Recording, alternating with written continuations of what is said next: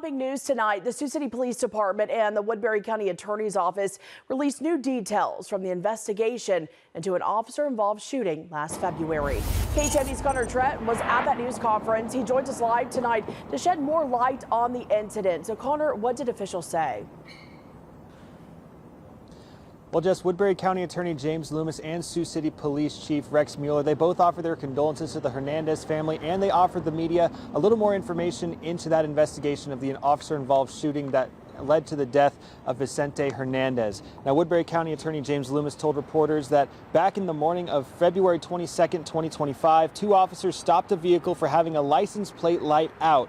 Loomis said that Hernandez was the passenger in the vehicle that was stopped around 3:30 a.m. The secondary officer on the scene recognized Hernandez from a traffic stop in January, and the officers discovered he had a warrant for his arrest for failure to appear for a felony drug case. Loomis said that the driver of the car, Tara Bolizak, jumped out of the vehicle, and Hernandez tried to move into the driver's seat to take control of the car. From the driver's side of the vehicle, the primary officer also tried to get control of the vehicle, but Loomis said Hernandez was able to get his foot on the gas, and the officer's leg was still in the vehicle as it began to move. That's when he fired those two shots. Today, Sioux City Police released video from the primary officer's body cam. Now, be aware this video is not suitable for all viewers.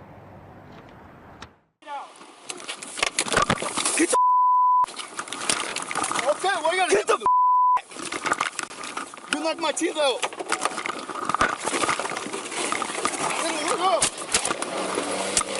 Shots fired.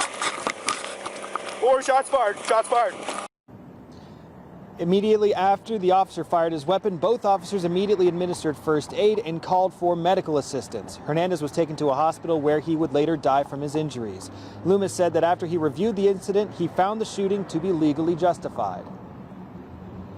As the car continued to accelerate, with the officer stuck and unable to get free, he was at a very real risk of being dragged down the street or run over by the car due to the sole actions of Mr. Hernandez.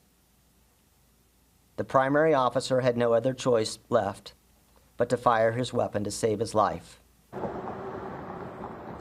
At the press conference, Sioux City Police Chief Rex Mueller offered his condolences to the Hernandez family and gave an update to the two Sioux City police officers involved in the incident. Now, both officers involved in this incident have returned to duty, but again, I would remind you that these challenging incidents don't end with a press conference. These things are ongoing. Officers need to contend, and their families need to contend with the long impacts of these, and that's what we're trying to assist them in doing. Woodbury County Attorney James Loomis said that the investigation into the incident has concluded, and he does not believe criminal charges are warranted. Jess, back to you. Connor Trent live in downtown Sioux City tonight. Connor, thanks.